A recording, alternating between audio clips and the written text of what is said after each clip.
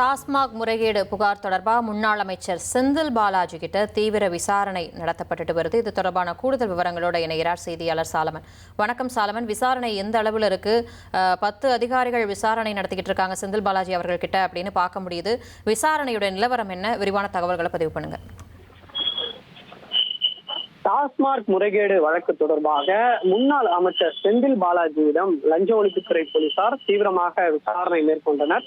குறிப்பாக அவர் ஆழ்வார்பேட்டையில இருக்கக்கூடிய ஒரு தனியார் நட்சத்திர ஹோட்டல்ல தான் எப்போது அவர் இங்கு வந்தாலும் சென்னை வந்தாலும் அங்கேதான் தங்குவார் என்பதால அவர் தங்கியிருக்கக்கூடிய அறைக்கே சென்று லஞ்ச ஒழிப்புத்துறை போலீசார் இன்று காலை 9 மணி முதல் தீவிரமாக சோதனை மற்றும் விசாரணையை மேற்கொண்டிருக்கிறார்கள்.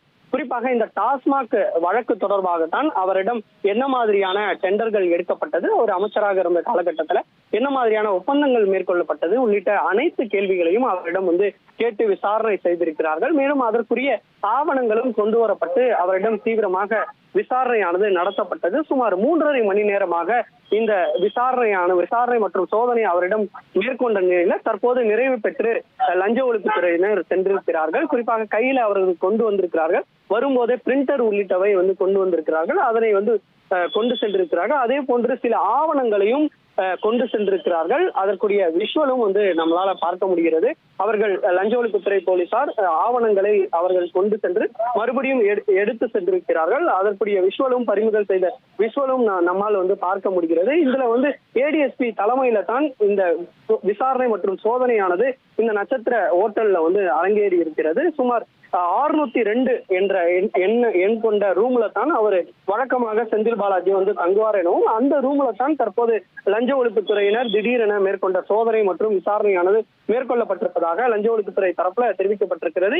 டாஸ்மாக் முறைகேடு வழக்கு தொடர்பாக மொத்தம் 41 இடங்கள்ல தமிழகம் முழுவதிலும் ஒரு சோதனையானது மேற்கொள்ளப்பட்டு வருகிறது. இந்த டாஸ்மாக் நிறுவனோட உரிமையாளர்கள், அதே போன்று டாஸ்மாக் நிறுவனம், செந்தில் பாலாஜி மற்றும் அவரது உதவியாளர் என மொத்தம் கரூர், சென்னை உள்ளிட்ட பல்வேறு மாவட்டங்கள்ல 41 இடங்கள்ல இந்த சோதனையானது லஞ்ச ஒழிப்புத்துறை போலீசாரால் மேற்கொள்ளப்பட்டு வருகிறது.